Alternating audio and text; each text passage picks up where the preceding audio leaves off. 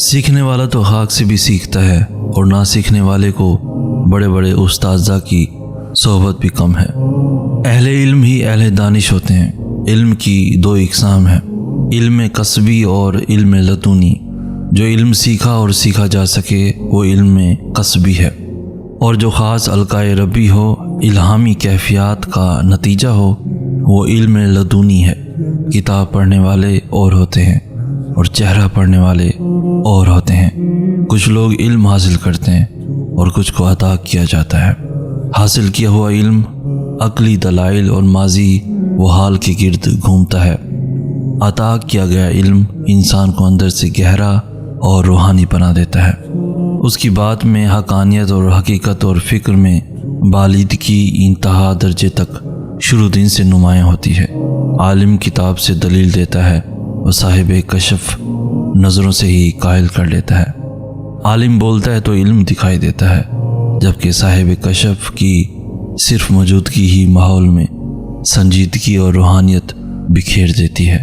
ضروری نہیں صاحب کشف عمر رسیدہ باریش بابا ہو، وہ کوئی 15 سال کا بچہ بھی ہو سکتا ہے، یا پھر 25-27 سال کا نوجوان بھی۔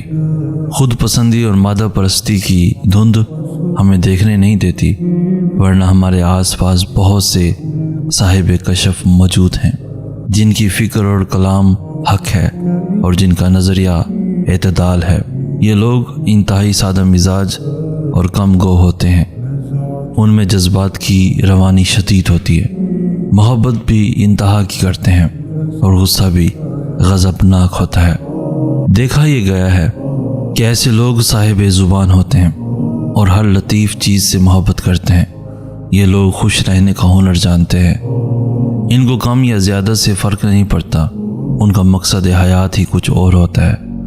ایسے کمال کے لوگ آج کے معاشرے میں، آج کے زمانے میں خشک، سنکی، پرانے، بورنگ اور عجیب کہلائے جاتے ہیں، لیکن اس سے انہیں کوئی فرق نہیں پڑتا، کیونکہ یہ رویہ تو انبیاء نے بھی جھیلا تھا۔ تلاش کریں ایسے لوگوں کو اور ان کے پاس بیٹھیں۔ نہ وہ جبہ و دستار رکھتے ہیں، نہ ہی آستانہ و خانقاہ کے امین ہیں۔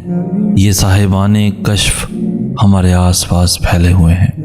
اگر چشم بینا ملے تو گوش مشتاق کا میسر آنا لازم ہے۔ نظر ملے تو دل کیوں نہ ملے، دل مل جائے تو کیا نہ ملے گا۔ دیکھنے والے سننے والے بنا دیے جاتے ہیں۔ وہ لفظ کو دیکھتے ہیں، اس کی آواز سنتے ہیں۔ انسان کو دیکھتے ہیں، اس کے خاموش چہرے کی آواز سنتے ہیں۔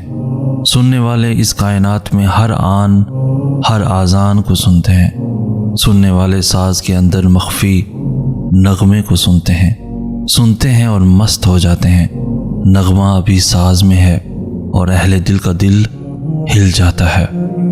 حسن ابھی پردے میں ہے اور عشق پر لرزہ طاری ہے۔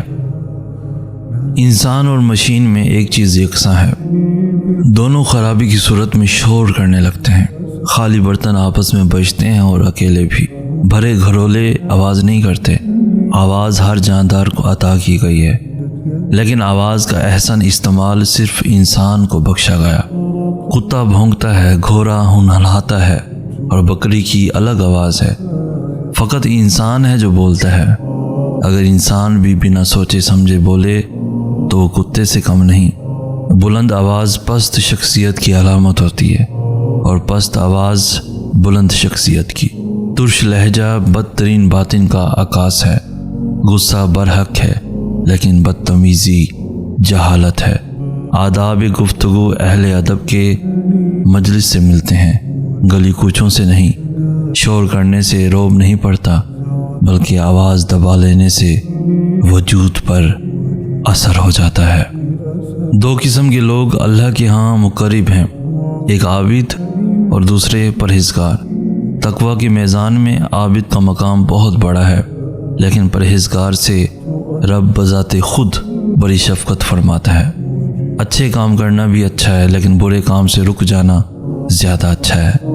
اچھے کام جیسے نماز، حج، عمرہ اور دیگر عبادات میں پھر بھی ریاکاری اور خود نمائی کا پہلو آ جانے کا اندیشہ ہے، لیکن پرہیزگاری میں خالص تقوی ہے۔ کرنا آسان ہوتا ہے، رکنا مشکل، اور جو احسن عمل دشوار ہو، جس میں قربانی ہو، وہ اللہ بہت پسند کرتا ہے۔ نماز پڑھنا آسان ہے لیکن جھوٹ چھوڑنا مشکل ہے۔ داڑھی رکھنا آسان ہے لیکن حسد چھوڑنا مشکل ہے۔ کمال کی بات ہے ہم اللہ پاک سے کیا کیا چاہتے ہیں اور وہ کیا کیا چاہتا ہے، اس پر ہماری نظر ہی نہیں۔ ہم دینا نہیں چاہتے، بس لینا چاہتے ہیں۔ بھلا یہ بھی کوئی انداز وفا ہوا؟ اس کی توجہ بھی مل جائے گی، پہلے اس کو توجہ دینا تو سیکھو۔ تم اس کے لیے سب کو چھوڑ دو اور وہ تمہارے لیے سب مہیا کر دے گا۔ اللہ پاک تو ہر بات سے بے نیاز ہے۔ تمہارا سجدہ کرنا نہ کرنا اس کی شان میں کوئی کمی یا بڑھاوا نہیں لائے گا، لیکن تم اس کے حبیب کی امت ہو اور محبوب سے جڑی ہر چیز محبوب ہوتی ہے۔ اس لیے وہ چاہتا ہے کہ میرے حبیب کی امت میری طرف توجہ کرے، کہ اس جماعت کو میرے پیارے سے نسبت ہے، اور بس میری طرف توجہ کرنے کے عوض میں اس کے دل کی دنیا میں اپنے عرفان کے چراغ روشن کر دوں گا۔ آج کل زیادہ تر لوگ کسی کے جانے، کسی کے بدل جانے، کسی کے یکدم کم وقت اور جی چرانے پر غم زدہ، ریلیشن شپ ہو یا دوستی، دونوں کو لے کر وہ لوگ روتے نظر آتے ہیں جن سے ان ناموں پر ٹائم پاس کیا گیا ہو۔ میں بھی اسی وجہ سے اکثر پریشان رہتا ہوں۔ آسان سا مشورہ ہے، کوئی کچھ بھی کرتا رہے، مطمئن رہیں۔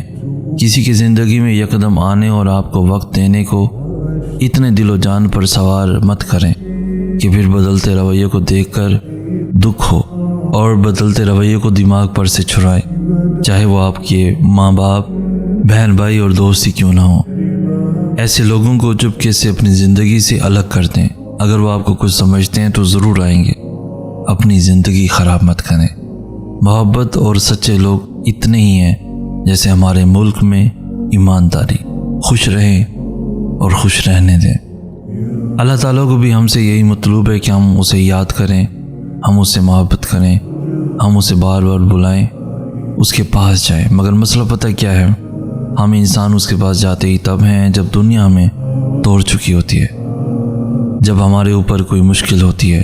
حقیقت میں وہ سب بھی اللہ کے حکم سے ہی ہوتا ہے تاکہ ہم اس کی طرف متوجہ ہوں، ورنہ تم دیکھو گے خوشی میں کون اللہ کو یاد کرتا ہے، بلکہ ہم تو سب سے زیادہ ناراض ہی اسے اپنے خوشی کے مواقع پر کرتے ہیں۔ سمجھ رہے ہو نا ان آزمائشوں کے آنے کا مقصد؟ الفاظ کی اپنی ہی ایک دنیا ہوتی ہے، ہر لفظ اپنی ذمہ داری نبھاتا ہے۔ کچھ لفظ حکومت کرتے ہیں، کچھ غلامی کرتے ہیں، کچھ حفاظت کرتے ہیں اور کچھ وار کرتے ہیں۔ ہر لفظ کا اپنا مکمل وجود ہوتا ہے۔